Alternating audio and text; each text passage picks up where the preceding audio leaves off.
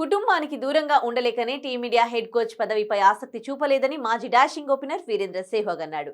అయితే team India star opener గా 15 ఏళ్ల పాటు ఆడిన వీరేంద్ర సెహ్వాగ్ 2015లో అంతర్జాతీయ క్రికెట్ కు వీడ్కోలు పలికాడు. అనంతరం కమెంటేటర్ గా, Punjab kings mentor, support staff, director of the cricketer గా బాధ్యతలు నిర్వర్తించాడు.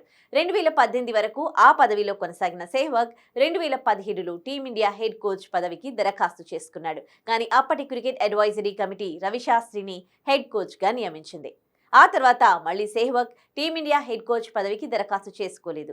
తాజాగా ఓ ఇంటర్వ్యూలో అందుకు గల కారణాన్ని వెల్లడించాడు. టీమిండియా బిజీ స్కెడ్యూల్ కారణంగానే తాను హెడ్ కోచ్ పదవికి ఆసక్తి చూపలేదన్నారు. అవకాశం వస్తే ఏదైనా ఐపీఎల్ టీంకు హెడ్ కోచ్ గా పనిచేస్తాను. టీమిండియా హెడ్ కోచ్ పదవి మాత్రం చేపట్టలేను. ఎందుకంటే టీమిండియా హెడ్ కోచ్ గా బాధ్యతలు స్వీకరిస్తే నేను మళ్లీ నా కుటుంబానికి దూరంగా ఉండాలి. ఇప్పటికే ఓ ఆటగాడిగా 15 ఏళ్ల పాటు ఇంటికి దూరంగా ఉన్నాను. టీమిండియాకు ప్రాతినిధ్యం వహిస్తే ఏడాదిలో 8 నెలలు ఇంటికి దూరంగానే ఉండాల్సి ఉంటుంది. హెడ్ కోచ్ అయితే మళ్ళీ ఇదే రిపీట్ అవుతుంది. నాకు 14, 16 ఏళ్ల వయసు గల పిల్లలున్నారు. వారికి నా అవసరం ఉంది. ఇద్దరు క్రికెట్ ఆడుతున్నారు. ఒకరు ఆఫ్ స్పిన్నర్ అయితే మరొకరు ఓపెనింగ్ బ్యాట్స్మెన్.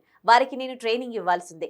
వారితో మరింత సమయం గడపాల్సిన అవసరం ఉంది. నేను టీమిండియా హెడ్ కోచ్ గా వెళ్తే వారిని ట్రైన్ చేయడం కష్టమవుతుంది అని వీరేంద్ర సెహ్వాగ్ చెప్పుకొచ్చాడు.